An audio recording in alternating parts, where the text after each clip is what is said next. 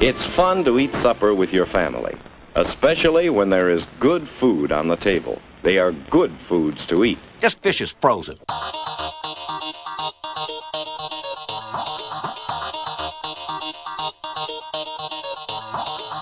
The morning stream. Man, give me $50.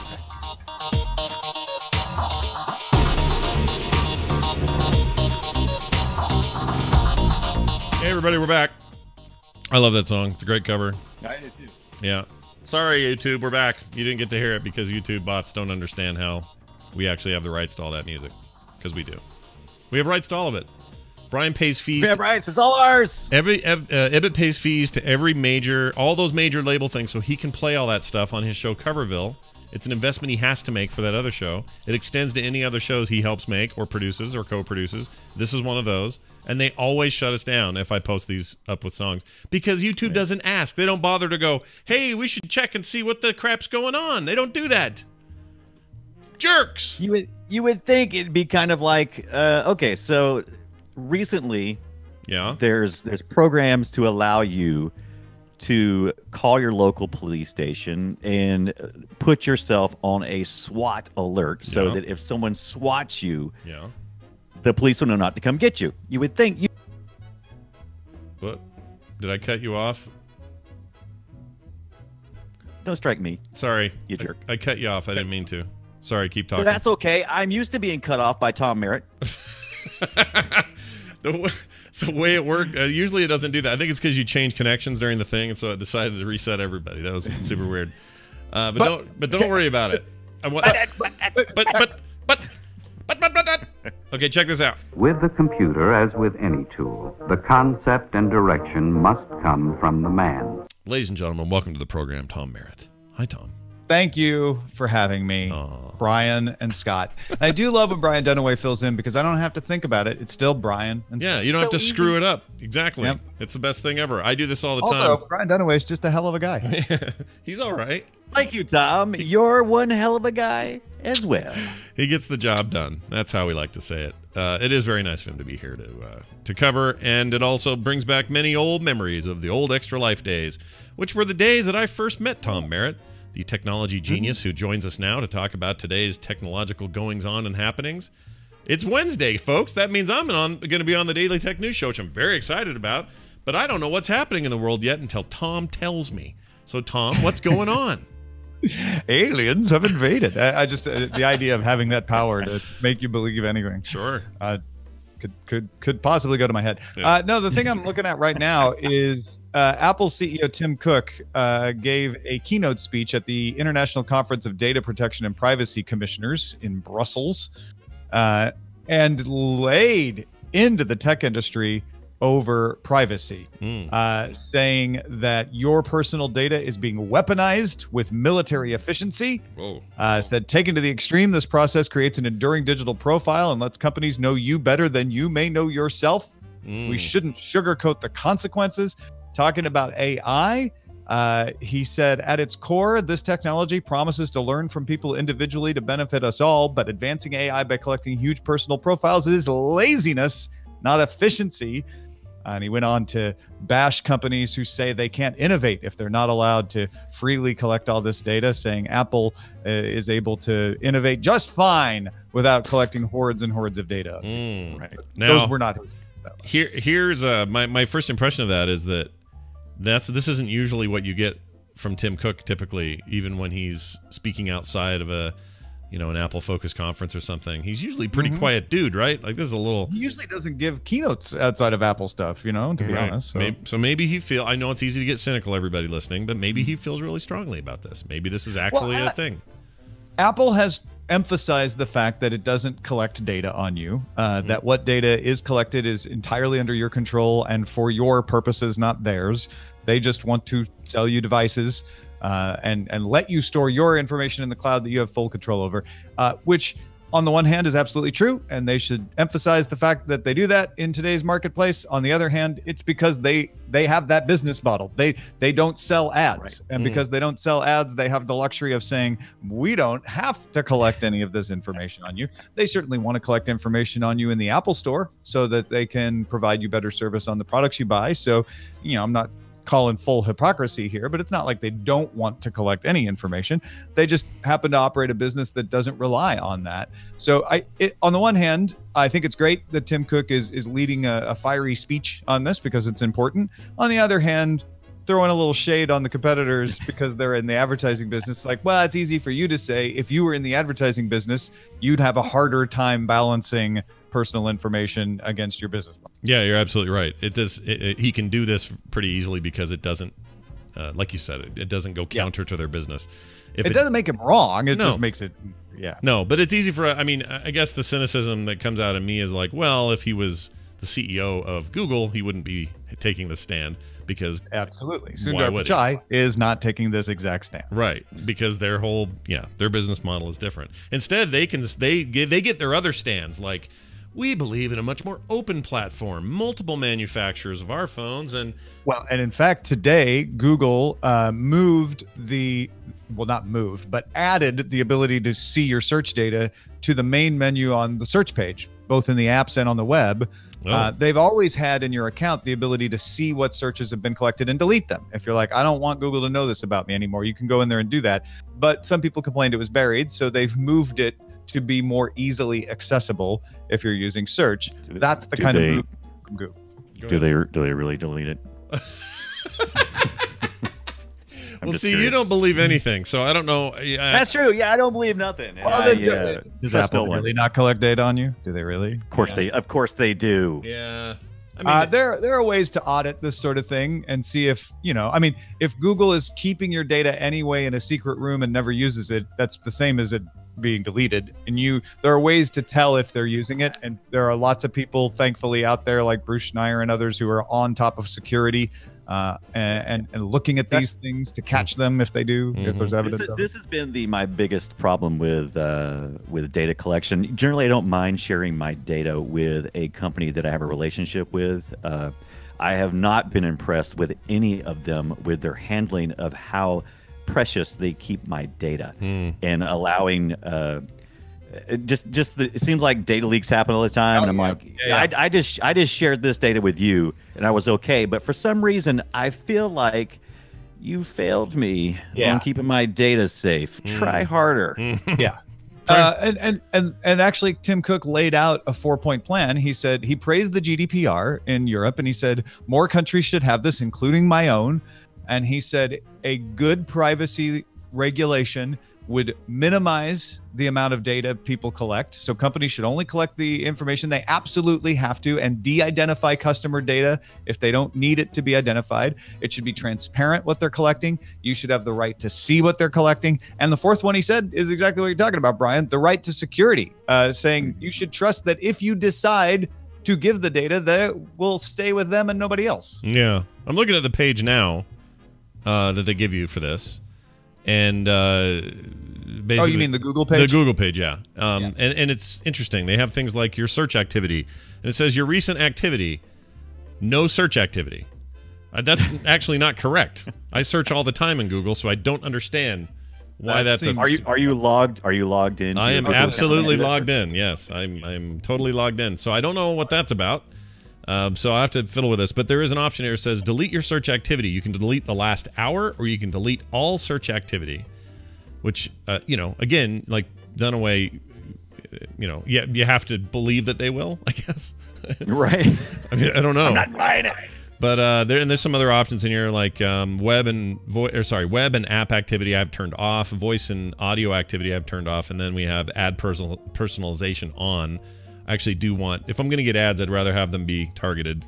That may sound weird, but I'd like them to not be all wrong about what I'm actually looking for in my world.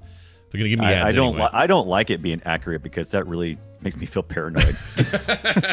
Well, I am absolutely getting your paranoid vibe today about this. Right. But so outside of the fact that it says I have no recent search, which is total crap, I've been searching all morning. It seems all right. And if you go into your history, yeah, right, you're gonna. I know it's weird, right? It's weird. It's weird. I'm sure there's an explanation for it, but I wonder what that explanation is. Maybe it's just broken right now. Maybe too many people are using it. Like you said, this is new. Like, I don't know, but I'm gonna. It says I just searched for Tim Cook. It's true. It's true.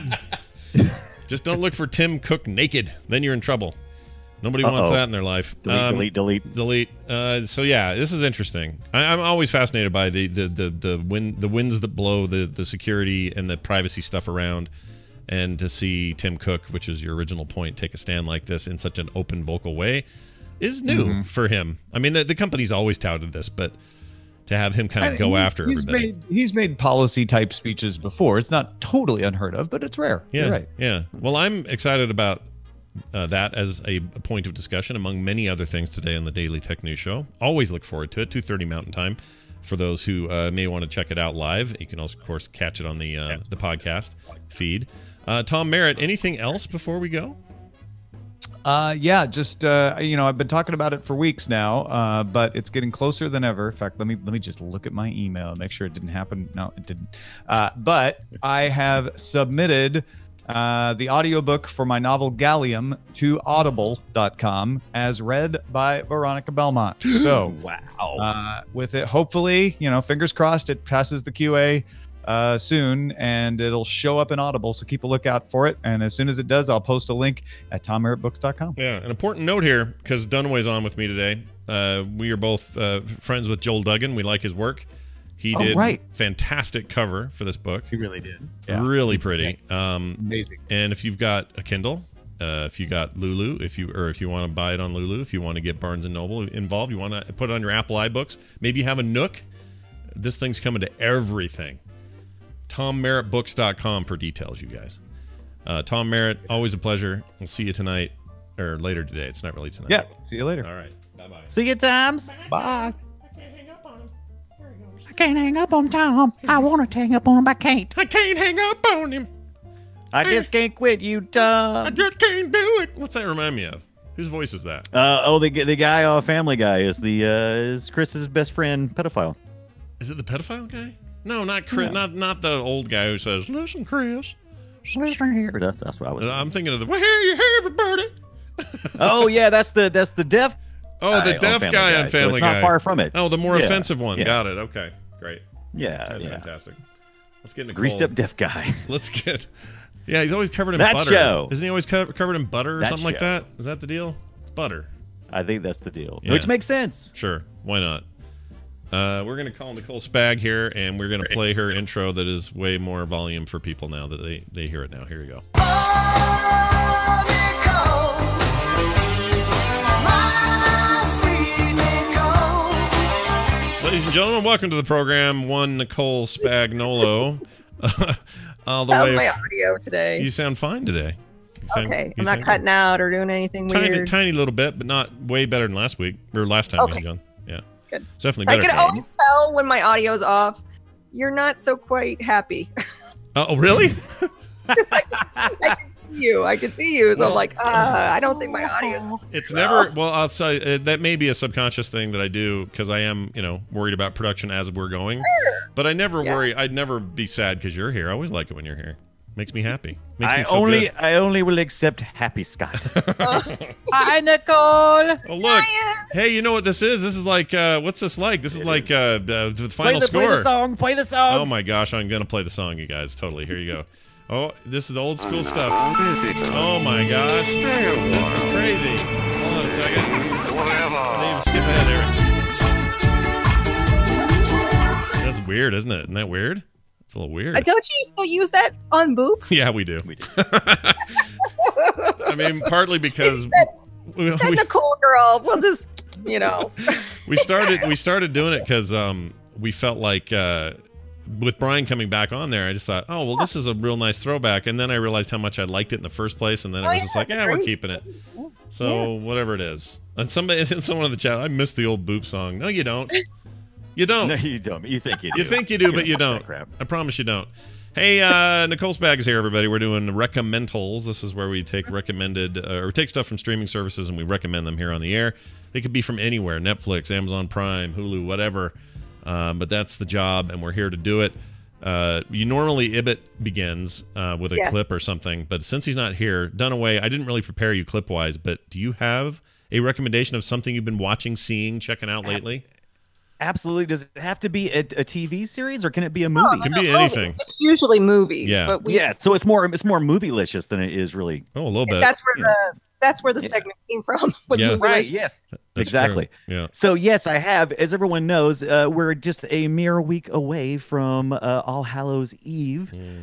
So at this time of year, I like to watch scary movies, but not just horror movies, not just scary, crazy kind of movies. I like to go back and watch a little cheese. So I don't have a clip, but I can send you a clip if you would like. I can find one real quick once you say the name. What's the name? Okay, so well, you know what? I'll mute the chat. Let me mute the chat, and then nobody can hear it. Mute the chat. Okay.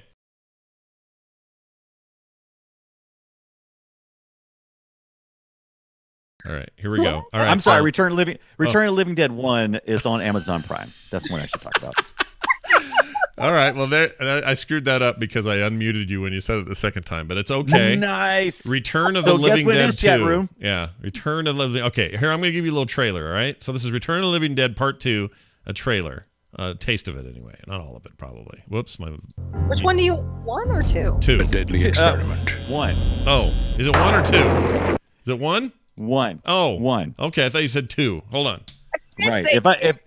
I was trying to say the whole thing, and then we got sidetracked. I watched 2 because I purchased it. It's not streaming anywhere. But then I went back after watching 2 and watched the first one again, which is streaming on Amazon Prime. Oh, Black and white, right?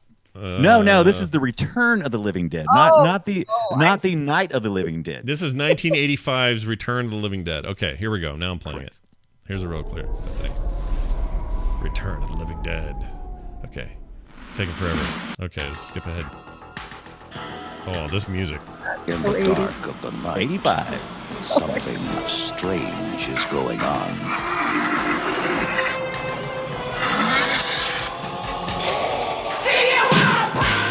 Wow, this is great.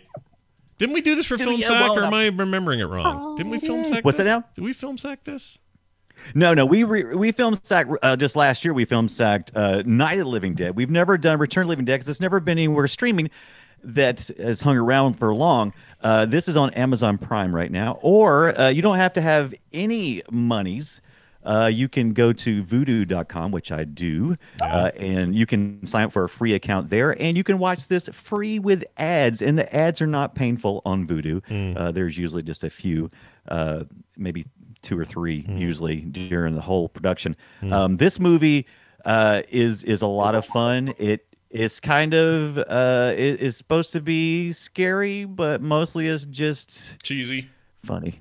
Just funny. Yeah. It's just funny. And it's also the place, here's a little trivia for you, it's the place where we first had the idea that zombies desired brains. Oh, I thought that was oh, you're right. The Night of the Living Dead didn't do that either, did it? It didn't just show them eating like pig parts. This is a whole new aspect of the zombie genre at that time. If you are watching this one's a hard R, so there's some raunchy language and some nudie scenes, right? So if you get a chance and you want to watch something with your family, 2 has none of that. There's a few S bombs and stuff, but nothing like nothing you're gonna really have to worry. Chat room says Jackalope says I'm sure that you guys sacked this, but I don't think we did. I think we're thinking of another.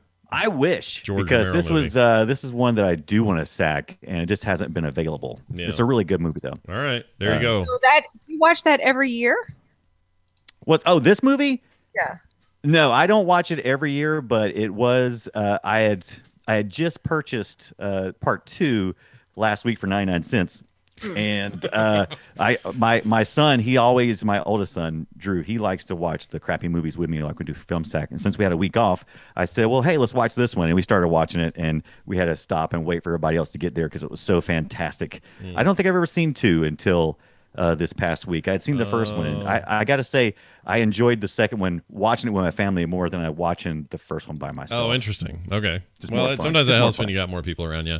By the Right. way, for those thinking we've already seen this, here's what we did for Film Sack. We've done Day of the Dead from 85. Day of the Dead. Yep. And also Night of the Living Dead from 68. So we have those are the only two George Romero, I think. Yeah. Yeah, I believe so. Yeah. No returns, which are great because they're kind of their special effects are really good in both of them because they use a lot of practical effects and puppets and stuff. Is almost super disturbing seeing that kind of stuff. It makes you feel kind of creeped out. So my cheesy Halloween movie I watch every year is also streaming, and I've mentioned this in the past. So people that have listened to this segment for a while already know this. Night of the Demons. Oh yeah, Night of the Demons. Woo. It's on Prime right now, so Really? you can watch it I on need Prime. to finally see Night of the Demons. I don't know why, I just love it so much. It's just so 1988. bad. And 88? Yeah, 88. yeah, let's the main kind of villain, her name's Angela. Yeah. And when the movie first came out, they were trying to make her into like another Jason or Freddy because it was around that time where Michael, but just Angela didn't Shecky. hold. None of these, I don't know any of these people, and that's good. That's what I want out of my cheeseball horror movie. Oh yeah, Eye of the Demons. And it's at the minimum of feature length in the U.S., which means they used every ounce of footage they had, 1 hour and 30 minutes, so they could be classified as a feature here in Night the of the U.S. Demons? Yeah, Yeah. Night of the Demons. Yep. Really? Yeah. Also, I didn't realize it went all the way up to there was like up to 3. I knew there was a 2, but I didn't know there was a 3. Well, here's I know what you made it too. here's your rated R sex and nudity in this movie. 2 brief non-graphic sex scenes, but a few brief scenes of female nudity, including brief genital frontal, 2 topless scenes, and a bare butt. How brief are we talking? Well, Am I gonna have to pause? You're gonna have to pause, Brian, like we used to do when we were teenagers. Are you? Right. So let's be clear, because somebody said I love Demon Night. I'm not talking about Demon Night. I'm talking Night of the Demons. Night of the Demons. Yeah, which may seem like the same night, but it's There's a different scene night. where a girl puts a lipstick in her boob. Her babe. Like the most memorable scene of the freaking movie. Wait. Did she do it like they did in Breakfast Club, where it's like does No, that? Oh, no, just way worse. Just really way worse. okay. I'm into it. But while we are talking about Demon Night, when we're not talking about Demon Night, that is amazing. Tales from the Crypt, Demon Night, I think 95 or so, and it featured some filter songs. Oh, really? Hey man, nice shot. Oh, I like filter songs and things. Filters videos. They always had a little old Asian man, naked Asian man in the corner covered in ash. That was always their thing. I always remember that. Anyway, it does say also in violence and gore, there's a scene in this movie that you like, Nicole, Night of the Demons. It says a man swallows a razor blade and it is seen cutting his throat from the inside. No. The razor blade in the apples. That sounds bad. That sounds You real totally bad. should sack that movie. I can't believe you haven't. All right, I'm in. We're down. Let's Come sack on, it. watch it. You Hey, should do was it. that Mark that just walked by? Yeah, that was Mark. Oh, he looked like a teenage girl going to yoga class. I don't know I'm why. not sure what that means. I don't know what it means either. Please tell him that's what he looks like. Please. You can tell him later. You don't have to tell him now. All right. Hey, let's do my clip. So this is a clip here. This is for a thing that I've been watching, and I just finished actually. So I have a lot to say about it. Let's see if you guys can figure it out. Here you go. You know, some people, they feel really bad and sad and everything happened to me. And, you know, and sometimes it feels like you want to cry, but you can't. Kind of shocked sometimes, you know. I didn't think all of these people would care. Okay. It's a short clip. I've seen this. What is this? Well, you It's may a have. documentary. It is. Maybe you saw season 1 of this show that is on Netflix. Does that help? No? Oh, Maybe? the murder guy. Making the murder. Murder guy. Murder Guy on Netflix. I wish it was called Murder Guy now. It is called Making a Murderer. This is season 2. I always think it's How to Make a Murderer. I'm wrong about that. That's not the title at all. Right. That sounds like a cooking show. That's not right. Yeah, it's not right. It is the follow-up season to the first season, which was this huge juggernaut event where everybody and their dog were talking about it, trying to determine whether they thought the people in this movie were guilty or were not guilty. If you haven't seen it, then it's going to be kind of hard to explain why there's even a second season. But the second season is all about a post-conviction attempt to get him out of prison because they think there's tons of evidence showing that A, he wasn't guilty, and B, the police did all sorts of dirty tricks and planted evidence and some other stuff. And they even address a whole bunch of criticisms that the police side have about the show, that they didn't show this one piece of evidence or they didn't talk about this part of the court thing. So they kind of address some of those things. And then they go into this long multi-episode connective tissue thing where this very famous lawyer named Kathleen something, I forgot her last name. Oh, yeah. But she's famous for overturned convictions. Like she'll find a thing that'll just be like, yeah, I don't think this person did it. And the way she does it is she will either prove that you did it or find out you didn't and then get your thing overturned.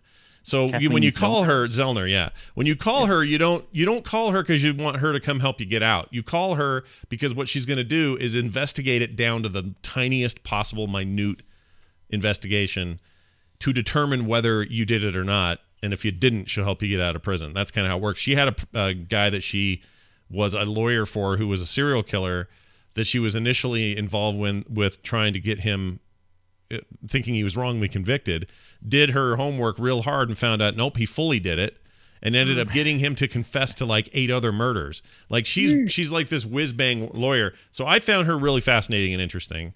And there was lots of really good build-up around her and what she was doing to work on this case and everything. My only complaint is I go 10, 11 episodes into this thing or whatever, and it just ends. And I know that it's a documentary, and if things don't turn around for you in your documentary, well, them's the breaks, right? You can't make it up. Right. A good documentary won't make it up. And so part of me thinks this is a good documentary because it didn't make it up at the end. Like, they're still in prison. She's still working on it. None of the deals came through they had hoped for, even though they got real close a couple of times, and these were nationally televised things. It was fascinating, and the whole series is. So I'm not here to say one way. I honestly, I'm still kind of torn as to who I think did it or didn't do it, but there's some really interesting stuff laid out in this season. So I guess I'll say this. If you liked season 1, you will really like season 2. If you thought there was a better ending to 1, which was a sad ending if you believe they were innocent because the ending was all about them being convicted, you may not like this as much because at the end of this, they're like, well, we're still looking. So it probably means there'll be a season 3 or something. I don't know. But it's great documentary filmmaking, I think. I think it's really well done, and it had me kind of riveted the whole time. So you can get that now. It's brand new. It's on Netflix. And I just kind of bore through those episodes, just ripped through them. Can I just say how impressed I am with Netflix and their production of shows? Yeah, their homebrew stuff is great. I was just going through shows that I really haven't heard anything about, like in the TV category. And there's just, I mean, Orange is the New Black got a lot of attention, but there's a lot of shows in there that just they're not getting any attention at all, but they're good quality shows. And there's just so much of it that I'm just overwhelmed. Yeah, like, what do I make watch? tons of it. Like Ozark's amazing. If you're a kid, that Hilda show is the best thing ever. That Dirty Big Mouth show is good if you like dirty things. Like, they know how to make. They know they're doing great with that. They're spending the money and they're doing great. And I like their documentary stuff especially. In fact, when I go in there and I'm looking for a documentary, if I see Netflix at the top of the thing where that you know that it's a production from them, I have. That means quality. Yeah, it means I have more confidence in it, honestly, which is a weird thing to feel because so far they just haven't let me down. If it's something else, I have to go, all right, was this some History Channel thing where it's goofy and has dumb music the whole time and like is really just going, did aliens actually kill Lincoln? It's like, I don't want that. I want like good, hard hitting, whatever. So yeah. Robo Jeff in the chat said Haunting of House Hill is I keep hearing I've heard that. so many great things. I've heard people say it's better than American Horror Story. Yeah. I'm gonna watch that. I need to sit down and just watch it, but it looks so scary. Hey, Brian, that'll help me sleep at night if I start watching that right before bed, right? Yeah, it will. Just cuddle up the nice little episode of House. Not that not that Netflix couldn't. That Netflix could totally blow this if they wanted to. Like they could go quality upside down if they screw up at some point. I'm not saying they never will. I'm just saying right now they have my trust. That's all. Yeah. Yeah. Totally. Nicole, let's talk about yours. What'd you bring? All right. So before I give you my recommendal that you can watch online streaming, I'm going to tell you that I went to the movies, and this is a rare occurrence. Whoa. Traitor. I'm not even going to do the trailer. I just want to tell you, if you want to go to the theaters right now and watch a really good movie, action, fun, twists, turns, great acting, great cinematography, Bad Times at the El Royale. Oh yeah, Nick saw this with his girlfriend and So raved good. about it. And Yeah. I don't want to tell you anything about it because the best way to experience this movie is really with no context. Just go see it. And because I did that to Mark. Mark thought I was taking him to a rom-com. It was our anniversary. It was our anniversary, and That's good. I'm going to put my yoga pants on. so I love the idea that yeah, Mark would no have different idea. pants to take. He's got a different pair of pants depending on the film genre he's going to go see. Anyway. But yeah, so he didn't know what we were seeing. I'm like, just trust me, just let's go. I said, I watched the trailer. It looks amazing. It has Chris Hemsworth, John Hamm. Is it Beau Bridges or Jeff Bridges? Jeff Bridges. Jeff Bridges. Yeah. Not Beau. Yeah. The lesser of the two Bridges. No, the greater of the two Bridges Yeah, is in it. Beau Bridges is the lesser. Yeah, of the I two mean, well, Bridges. I like Beau Bridges for his own thing, but yes, you're right. I would say he is the lesser of the Bridges. Yes. Yeah. I think that's fair. It's a little mean, but whatever. I loved it. Also the chick from Eyes Wide. No, not Eyes Wide Shut. What's the stupid Twilight Oh, Kristen Stewart. erotica? Kristen's. No. Don Johnson's daughter. Yes, but she did 50 Shades of Grey. Dakota Johnson. Okay. Dakota Johnson. Oh, wow. Dakota Johnson. And 50 Shades of Grey was Twilight erotica. Yeah, That is it totally was. hilarious. That's true. That's how that book started, right? And then they changed it because they were getting in trouble. But yeah. The Don Johnson's daughter Dakota deserves roles that aren't that stupid thing. She needs I to was gonna get. say I loved her in this. Yeah, she's great. It was weird because I tried to like scrub the 50 Shades of Grey thing out of my mind, and I just and really liked her in this, and I really liked the movie, and I hope more people go see it because Mark was like, I've heard nothing about this movie. Yeah. So there you go. The trailer had me stoked. I was real jazzed about seeing that, and I still will. So I loved it. Good. So here's my official recommendal. This is on HBO. Okay. And I don't know how I missed it, but here you go. Okay. I hope you hear it. Let me know if you don't. Don't you ever have doubts? What do you mean by doubts? Well, I had coffee. You what? It was delicious, Joseph. Stop. You need to pray for forgiveness right now. I don't want to pray for forgiveness. Well, what do you want to pray for? Sign. All right. Oh, it's cutting out.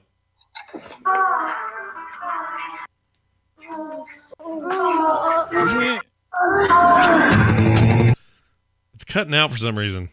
Oh, is it? Yeah, it's doing that. It's doing that thing it did last week where it slowly started to cut out. From now on, I'm just gonna send you the clip, Send in the clip. All right, and we'll just done with that. I'm gonna look right now. Let's see what we got here. This is HBO. Oh, here it is. HBO. So that's got to be. I'm gonna guess it's not Game of Thrones. No, it's not Game of Thrones. Right. I didn't. Jump into the 30 seconds. All right, here we go. Hey, you're scaring me. This isn't a game. This is the moment you enter the unknown. Okay, I saw this. You did. I did, All and, right. and I want to know what you think of it because I came away super torn. I loved parts of it and not other parts.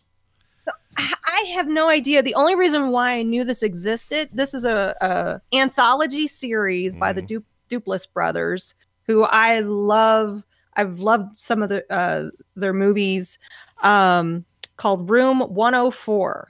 And the only reason why I know about this show is because the second season is going to be starting up, so they're doing commercials, and I'm like, where was the first season? I thought for a minute that I was like, are they just being silly and just saying they're starting with the second season? But no, there was a whole season of show I missed. Yeah. And I love, I was saying this on Twitter. I don't know what it is about motel, hotel, TV shows, or movies, but I love them. So I know you don't like Four Rooms. I loved Four Rooms by Tarantino. Identity. Four Rooms by Tarantino did one of those. Yeah, Tarantino did like the last one in that Four Rooms. That's the thing with Four Rooms. Four Rooms is also an anthology, but it's a movie anthology, and you have like what 4 or 5 directors. I think Tarantino's section was the best. Yeah, and I think everyone else kind of was okay. I don't know. I love those anthology stories, and the idea that you have these rooms that people come in and out, and they have their own stories, and it's sometimes weird and sometimes scary, and it's sometimes. You know what you're describing, right? What? Life. The Love Boat. No, you're not describing the Love Boat. I was afraid you were going to say this. Yeah, I mean, I get he makes a good point. That's basically horror movie Love Boat in a way. But I'm with you. There is something about the subgenre of hotel room horror, but not always horror, sometimes mystery, sometimes whatever. But there's something about that as a subsection of films that is always compelling to me. So when I hear somebody like, what's that documentary about The Shining? The Shining itself is kind of one of these, but also Room 227, is it? Right. 227. Yeah, what is it? Yeah. 2 something. Anyway, that reminds me of what you're talking about. There's another one, a John Cusack movie with him and Samuel L. Jackson. I think it's a Stephen King movie that's also called like Room something something. That's yes. I immediately get interested in that. And then there's that show. Do you remember that show with what's his name from Parenthood, who had a key to a hotel way out in the middle of the desert? Yes, it was a sci-fi show. It was so good. So good. And it just didn't go anywhere after that. I loved that show. And I was trying to remember the name of that, but it was a sci-fi motel show. What was that called? Sci-fi motel show. It's my favorite thing to do when somebody gives me some weird.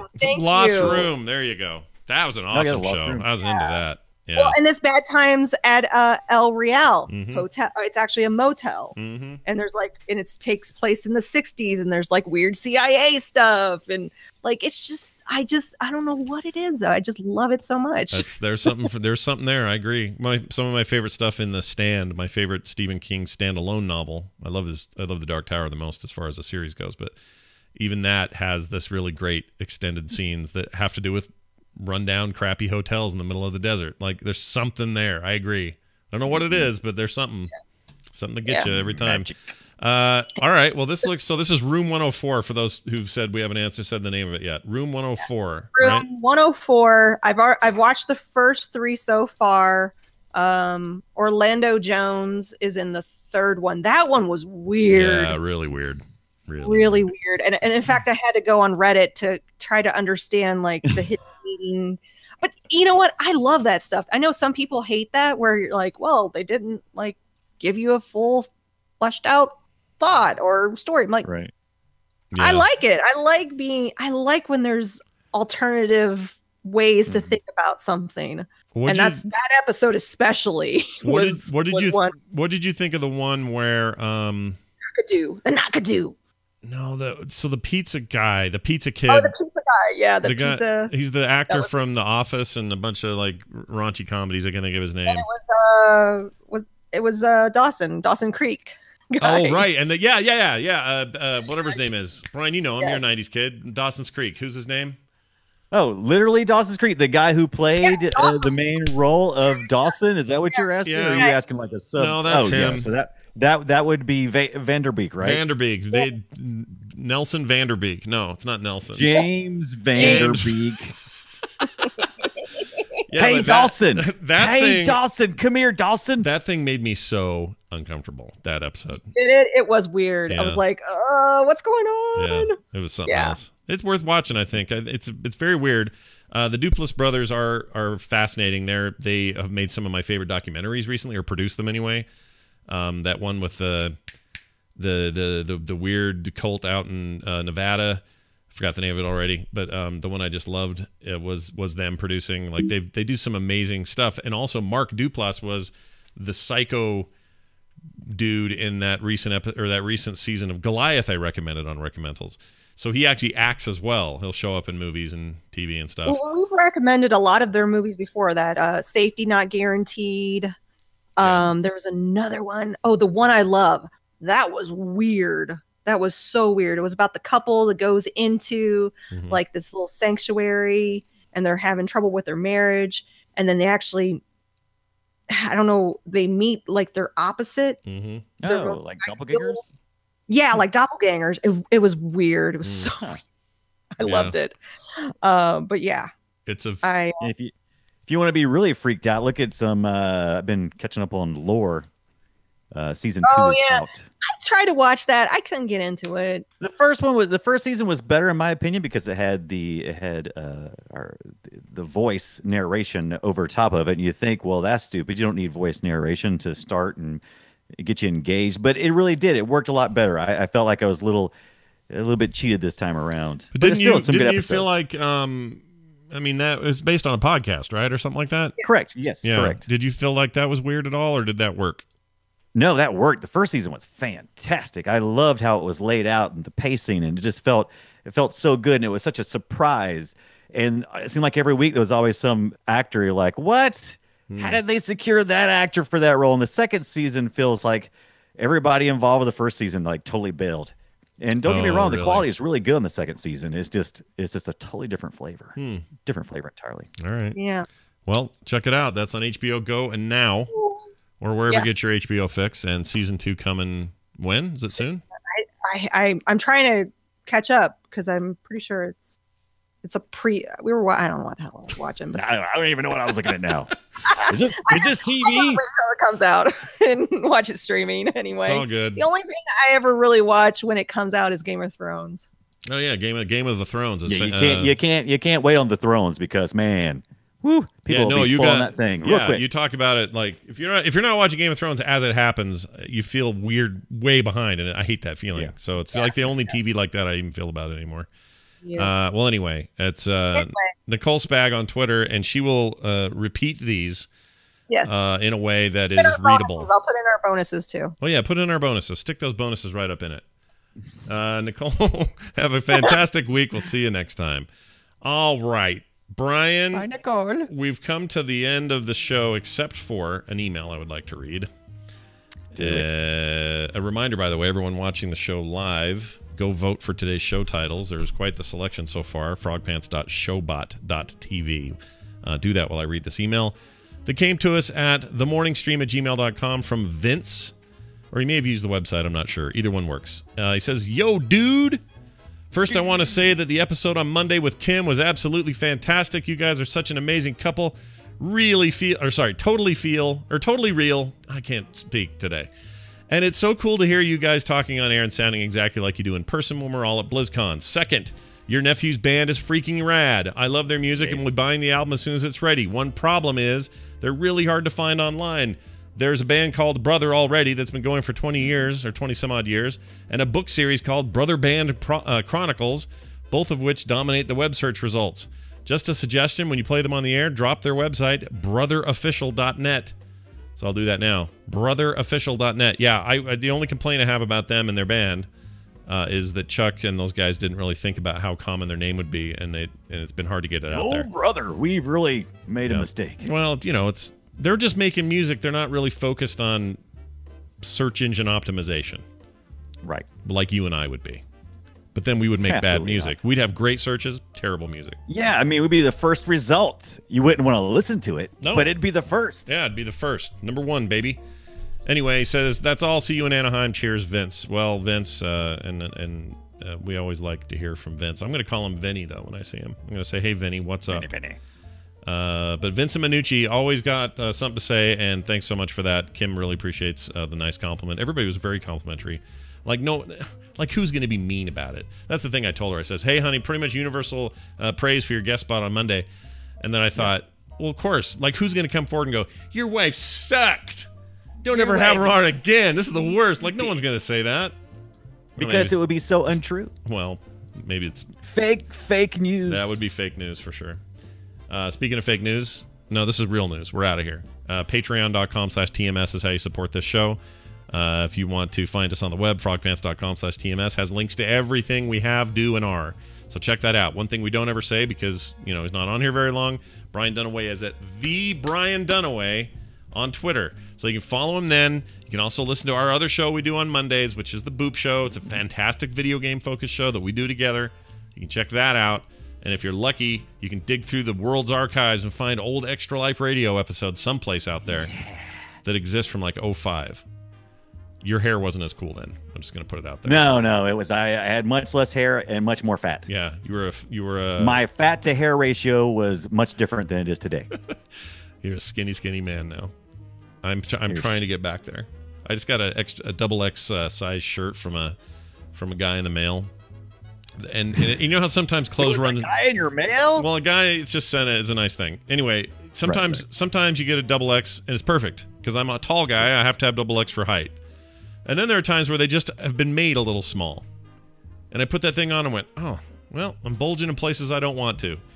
That's my motivator. I'm going to lose this frickin' weight once and for all and not be tall and, 40 pounds overweight. You want to visit the tall section, not the big and tall. Not the big and tall. Yeah, that's exactly right. Well said. And I don't want to buy any 3Xs of anything, okay? I'm not doing 3X is a scale. The only time I want a 3X is when it's my hockey jersey. Right. Oh, speaking of BlizzCon, if any of you are going, I have these cool stickers. I won't have a ton of them, but enough to give out to a lot of people. So if you see me, you are more than required even to come up to me and say, hey, Scott, I love your stuff. Give me a sticker. You don't have to say anything. You just say, hey, I want a sticker. I'll give it to you. All right? They're That's exclusive. Still saying something. You got to. I want you to stick your hand out at Scott and just keep inching it closer to his face until stickers appear. Yeah. And there are a couple things I still can't say about BlizzCon that are going to be very exciting. So let's just say you're going to want to make sure to get one of these stickers.